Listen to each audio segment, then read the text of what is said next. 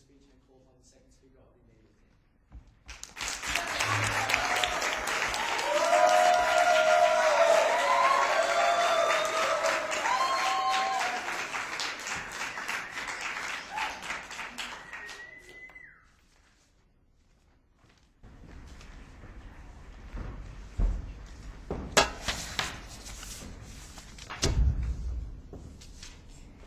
Well, Mr. Speaker, could you get any more extreme? Like, frankly, the opposition told you in the same breath that there are a considerable minority of foster parents who are abusive. And then in the next sentence, Tyrone wanted to talk about pedophiles being handed kids by the state. Like, Mr. Speaker, we're not talking about a radically, perverse state system where we, seek out pedophiles and people to abuse children and then be like, yeah, you're going to be a great parent, let's, just give you heaps of kids.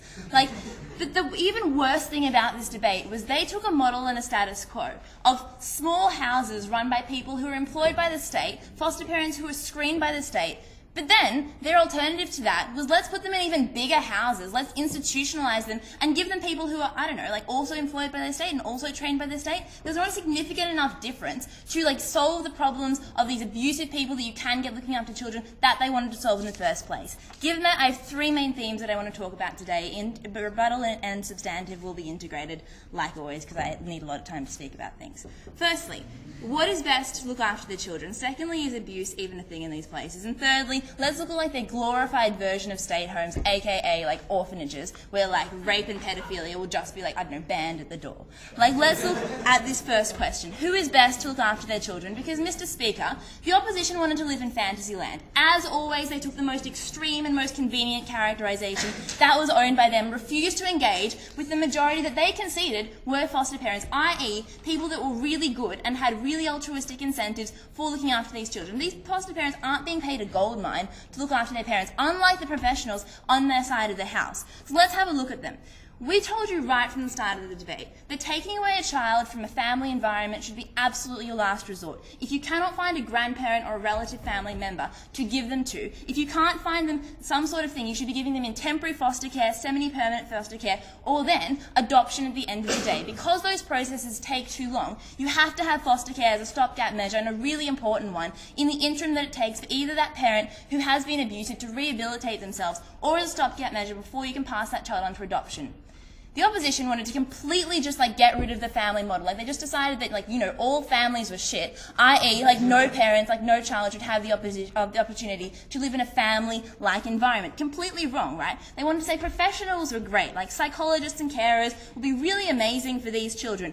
Because, they wanted to make it out like psychologists were really, really good parents, i.e. they had training. This wasn't an argument for abolishing foster care. This is an argument for picking A, really good foster parents, which we do, and secondly, training up foster parents in ways of managing troubled children. That was what their argument was for, i.e. they were arguing for the status quo, because that is what we do now. We train you, we make sure you have basic children working with children's texts. We're happy to amp up that training if that's what they wanted, and that's how you solve this issue of training. But then they told you that it was why it was different was they said, well, professionals are different because there's a bigger group of children that they're looking after. Really problematic when you get rid of the family environment, i.e. there's no possible way that someone coming in from 9 to 5 as part of their job can possibly form a mother-like connection with the 20-odd children they'll probably rotate and see a couple of times a week. That is bad for children that aren't used to having a stable home environment and need to be rehabilitated emotionally. Secondly, it's bad when these people are given a profit incentive. They wanted to talk about these lucrative family deals that they thought foster carers were getting,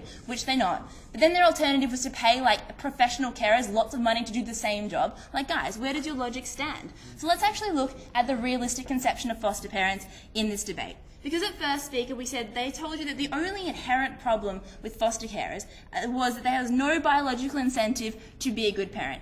And then again, their alternative was professionals who also don't have a biological incentive to be good parents. But even going beyond that, the problem is that you're not related to a child. That doesn't mean that you're going to be horrible and malicious to it. We think there are lots of people who are just, good people who want to look after other people's children who've been through a really hard time. And we think foster parents are exactly these sorts of people. There isn't a shortage of them, and we gave you all sorts of reasons. They completely ignored our material at first as to the types of people who volunteer to be foster parents. parents, i.e. people who haven't had children, i.e. people whose children have grown up, i.e. people who are retired. And so we think that for all the reasons that we told you foster care was necessary, i.e. in situations where adoption takes a couple of years to organise, or in situations where parents are like taking their children off for a couple of months while they go to a drug rehab clinic, or why their abusive parents are getting like their mental state assessed, that is necessary for one of those foster parents, putting them in this really good environment, and that's why we should be having this argument there. So in terms of who is the best to look after their children, we had their extreme characterisation of all foster parents being pedophiles, and all like professionals being like highly trained, well sought after carers, and we gave you the realistic conception, which is that foster carers are people who are doing it for altruistic reasons, but also have extensive screening and extensive training. So that's how we dealt with that. Let's move on to the second question of abuse. So we had 4 main reasons from first speaker as to why abuse was less likely when you put lots of kids together with a couple of carers as opposed to a foster care environment. First reason they gave you was like there will be government checks and balances in state-run homes. Madam Speaker, there are government checks and balances in foster care and homes. You can have DHS knock on your door at any hour of the day if you're a foster parent. You have to give in like regular reports. The children themselves make independent reports about how they think that foster home is going. There are lots of different independent authorities that make sure that that foster care environment is absolutely checked and balanced by that government. So there's nothing different in that state. Then they said there's a direct report to the state. Like I just told you, there's like foster parents directly report to the state as well. Then they told you that there was like just goodwill and altruism of the professionals who are running these homes. Same thing applies to foster care. So for all like the endemic reasons they told you foster carers would never have abuse, it never made much sense in this debate. But then Tyrone wanted to tell you that foster carers are attracted to the freedom of parenting, i.e. they can do whatever they like, and that we would have to make it really liberal, make it really open to pedophiles to do horrible things to children if we ever wanted to attract foster carers.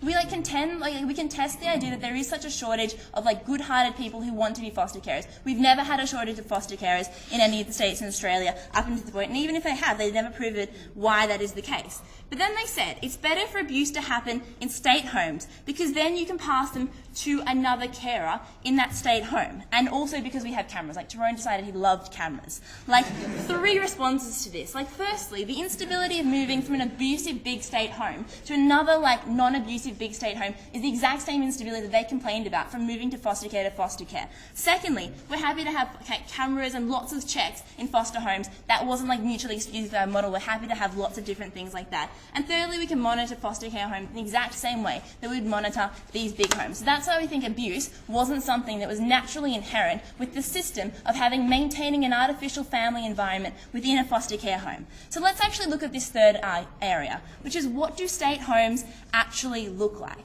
Because what they told you was that state homes were uniquely good for teenage boys who don't get foster care. The people who I don't know where they think these boys are at the moment. Under a status quo, they are being taken part of a foster care system. They're not just sitting on the sidewalk, Madam Speaker. But then they told you at the moment what was actually happening to these people who weren't being taken up by foster parents is they were being bad and putting into an underfunded state home. That was Tyrone's words. An underfunded state home that was put out in the cold. That is their model, Mr. Speaker, a big state home that will be out of the prying eyes of the public. Because actually what happens at the moment is we have something similar to their model with much less regularity, i.e. it's called a share house, where you put lots of kids together with less parental supervision, less supervision by the state, and endemic, and that is where abuse runs riot. There's much less ability to regulate them than if you have a smaller family environment. Mr. Speaker, the opposition today relied on unrealistic characterisations. They relied on extremism, whereas today we had the realistic conception of how foster care is a healthy system, and how even if it isn't, all the problems to do with it aren't endemic and aren't systemic. We've never been prouder to propose.